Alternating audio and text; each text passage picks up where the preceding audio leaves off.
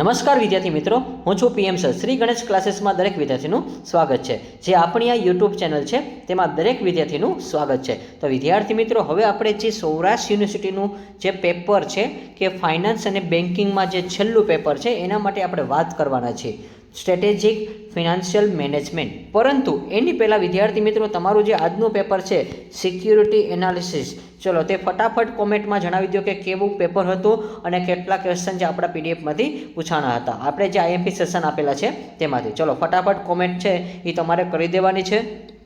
ચલો તો હવે આપણે વાત કરશું વિદ્યાર્થી મિત્રો, જાજો સમય ન બગાડી હવે એના વિશે આપણે આગળ વાત કરી કે સ્ટ્રેટેજિક ફિનાન્શિયલ મેનેજમેન્ટ છે એના માટે આઈએમપી ક્વેશ્ચન કયા હોઈ શકે છે. અને હા વિદ્યાર્થી મિત્રો, જો તમે આપણી ચેનલ પર નવા આવેલા હોય અને જો તમને ખબર ન હોય તો આ જે પ્લેટફોર્મ છે એ માત્ર ને માત્ર સૌરાષ્ટ્ર યુનિવર્સિટી અને નરસિંહ મહેતા યુનિવર્સિટીનું પ્લેટફોર્મ છે અને જેમાં તમને આઈએમપી સેશન છે એ તમને જોવા મળશે. સાથે આપણે દરેક વિડીયો લેક્ચર પણ ટૂંક સમયમાં શરૂ કરશું.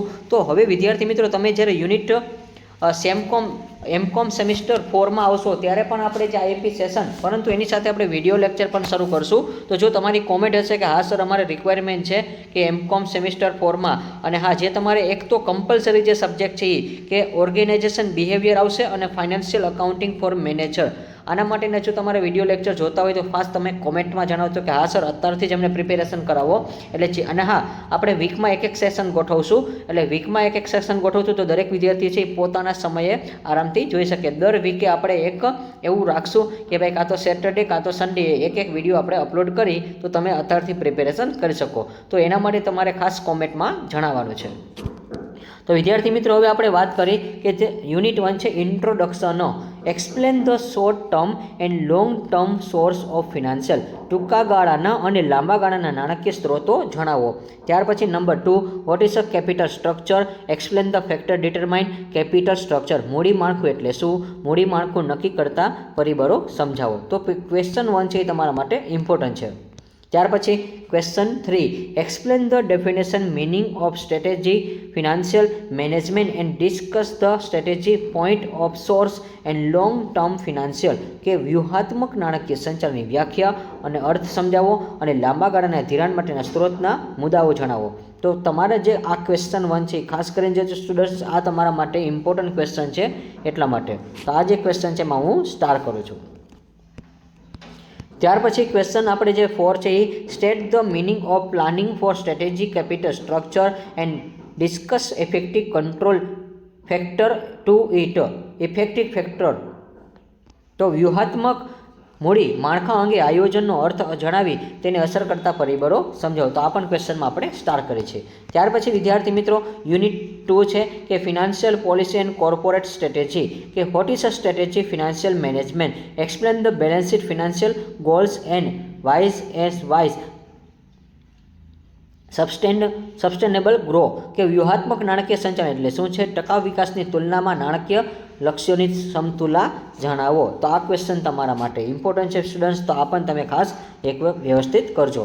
ત્યાર પછી next, what is the corporate strategy, corporate વ્યૂહાત્મક એટલે શું, explain the difference corporate strategy with suitable example, અને વિવિધ કોર્પોરેટ વ્યૂહરચનાઓની યોગ્ય ઉદાહરણ દ્વારા સમજાવો. નેક્સ્ટ એના પછીનો જે ક્વેશ્ચન છે, give the explanation of corporate level strategy with the reference to financial policy, નાણાકીય નીતિના સંદર્ભે કંપની કક્ષાની વ્યૂહરચનાઓની સમજૂતી આપો. ત્યાર પછી question number 4, explain the sustainable grow and related strategy against the balancing financial goal, કે સંતુલિત નાણાકીય લક્ષ્યો સામે સતત ટકાઉ વૃદ્ધિ સંબંધિત વ્યૂહરચનાઓની સમજાવો. તો વિદ્યાર્થી મિત્રો, આ ક્વેશ્ચન તમારા માટે ઇમ્પોર્ટન્ટ છે. અને આ વિદ્યાર્થી મિત્રો, મેં તમને કીધું એમ કે જો તમારે યુનિટ 4નું અત્યારથી પ્લાનિંગ જોતું હોય તો આપણે દર સેટરડે એક વીક એવું આપણે રાખશું, એટલે કે જેથી કરીને બધા વિદ્યાર્થીઓને છે આઈએમપી સેશન છે એ મળતા રહે, જે શરૂઆતથી જ પ્રેક્ટિસ તમે કરી શકો છો. અને સાથે સાથે આપણી જે એસજીસીની એપ્લિકેશન છે એમાં વિદ્યાર્થી મિત્રો તમે જોડાઈ જજો, એટલે જેથી કરીને તમને બધા અપડેટ છે ત્યાં પહેલાં મળી જશે. કારણ કે આપણે જે એસજીસીની એપ્લિકેશન ડાઉનલોડ કરેલી છે એમાં તમને ઘણા બધા બેનિફિટ મળશે કે તમારે આઈએમપી મટીરિયલ ક્યાંથી પરચેસ કરવું, કેવી રીતે કરવું, એ તમને બધા સેશન છે અને બધા વિડીયો છે એ તમને એમકોમ જે સેમિસ્ટર 4ના છે તમને ત્યાં પહેલી પ્રાયોરિટીમાં જોવા મળશે. તો જે લોકોને જોડાવાનું બાકી હોય તે ફટાફટ એસજીસીની એપ્લિકેશનમાં જોડાઈ જજો, એટલે જેથી કરીને તમને તમામ છે અપડેટ મળતી રહેશે. પછી એક્સપ્લેન ધ ફોલોવિંગ. તો હવે જો વિદ્યાર્થી મિત્રો અહીંયા જે કોર્પોરેટ ફિનાન્શિયલ મેનેજમેન્ટ છે એમાં તમને શોર્ટ ક્વેશ્ચન પૂછી શકે છે. એક તો એક્સટર્નલ કોમર્શિયલ બોરોવિંગ છે એટલે બાહ્ય વાણિજ્ય ધિરાણ છે, આ મોસ્ટ ઇમ્પોર્ટન્ટ છે. અમેરિકન ડિપોઝિટરી રિસિપ્ટ છે એટલે કે અમેરિકન એટલે કે ADR, અને જો ટૂંકમાં ADR કહેવાશે, ADRની શોર્ટ નોટ તમને પૂછે તો અમેરિકન ડિપોઝિટરી રિસિપ્ટ. પછી ટાઈપ્સ ઓફ મર્જ કે મર્જના પ્રકાર તમારે જાણવા છે. Share holder values creation, share હોલ્ડરનું મૂલ્ય સર્જન. તો આ ચોથો પણ ક્વેશ્ચન મોસ્ટ ઇમ્પોર્ટન્ટ છે. બીજો ચોથો છે મોસ્ટ ઇમ્પોર્ટન્ટ છે. ત્યાર પછી discuss in details the meaning of corporate restructuring and the various form, કે કંપનીલક્ષી પુનર્ગઠનની અર્થ અને તેની વિવિધ સ્વરૂપોની વિગતવાર ચર્ચા કરો. ત્યાર પછી question number 3, state the meaning and difference of ADR. જો વિદ્યાર્થી મિત્રો મેં તમને કીધું હતું ભાઈ ADR અને GDR, તો ADRનું મિનિંગ તો મેં તમને કીધું જ છે, પરંતુ તમારે GDRનો છે કોમેન્ટમાં જણાવજો. ચલો, જે લોકોને આવડે છે એ લોકો લખી શકે છે કે GDRનું નામ છે આ થાય છે. ચલો, તમારે ખાસ કોમેન્ટમાં જણાવવાનું છે. And discuss the pros of cons of both. તો અહીંયા ADR અને GDRનો અર્થ અને તફાવત જણાવી અને બંનેના ગુણ દોષ તમારે જણાવવાના છે. તો વિદ્યાર્થી મિત્રો આ ક્વેશ્ચન છે તમારા માટે ઇમ્પોર્ટન્ટ ક્વેશ્ચન રહેશે, તો ખાસ તમે આને કરીને જજો. અને વિદ્યાર્થી મિત્રો અહીંયા પ્રોસ અને કોન્સ એવો મિનિંગ લખેલો છે. તો પ્રોસ અને કોન્સનો મિનિંગ જો તમે પહેલી વાર આવું કંઈક જોયું હશે, અંગ્રેજીવાળાને તો ખરેખર આ ખબર હોવી જોઈએ કે ગુણ દોષ તો બધાને ખબર પડી જાય ગુજરાતીમાં કે ભાઈ ફાયદા અને મર્યાદા થશે, પરંતુ જો પ્રોસ અને કોન્સનો મિનિંગ પણ તમે ખાસ યાદ રાખજો કે એડવાન્ટેજ કીધું છે અને કાં તો એને શું કીધું છે, ડિસએડવાન્ટેજ, એટલે કે ફાયદા અને મર્યાદા જ કીધું છે. ચલો, આવો મિનિંગ તમને ખબર જોઈએ અને આ ક્વેશ્ચન તમારા માટે ઇમ્પોર્ટન્ટ છે.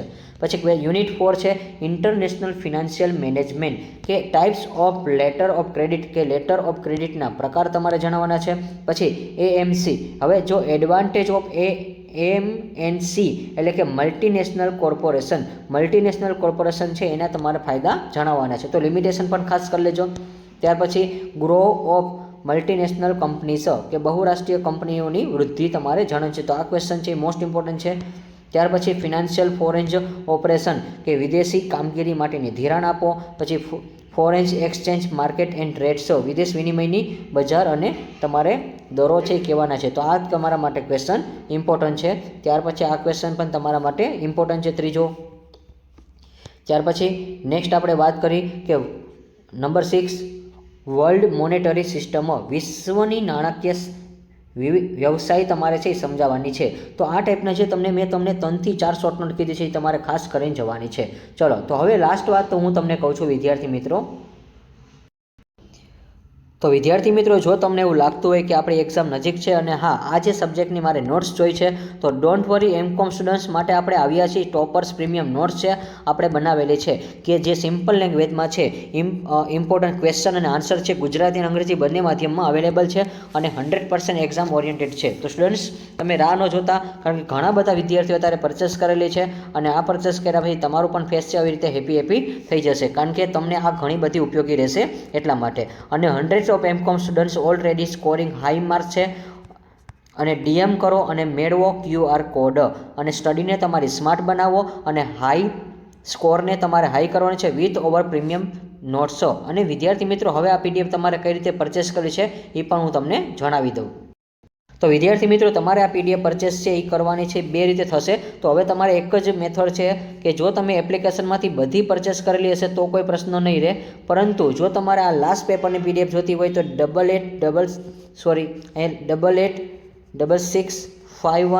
8866512094 આ નંબર ઉપર તમારે પેમેન્ટ કરવાનું છે. પરંતુ વિદ્યાર્થી મિત્રો, 9 વાગ્યા પછી પેમેન્ટ કરવાનું છે.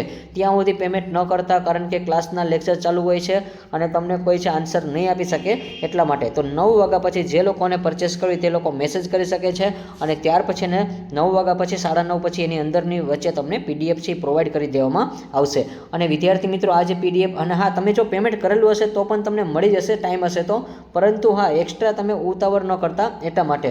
અને આ PDFનો ચાર્જ છે 41 રૂપીસ છે. 41 એનો કોડ છે કે સિક્યુરિટી અને એનાલિસિસ છે. આ જે સબ્જેક્ટ છે સેમ એના જેવો જ આપણે બનાવેલો છે વિડીયો, અને એમાં પણ સેમ ચાર્જ જ હોય છે, એટલે એક જ ચાર્જ રાખી છે આપણે કે બેન્કિંગ ફાઇનાન્સના દરેક PDFમાં 41 ચાર્જ છે એટલા માટે. ચલો, તો જે લોકોને આ પરચેસ કરવાની હોય તે ફટાફટ કરી લેજો અને આ નંબર ઉપર તમે છે પ્રોવાઈડ કરી દેજો.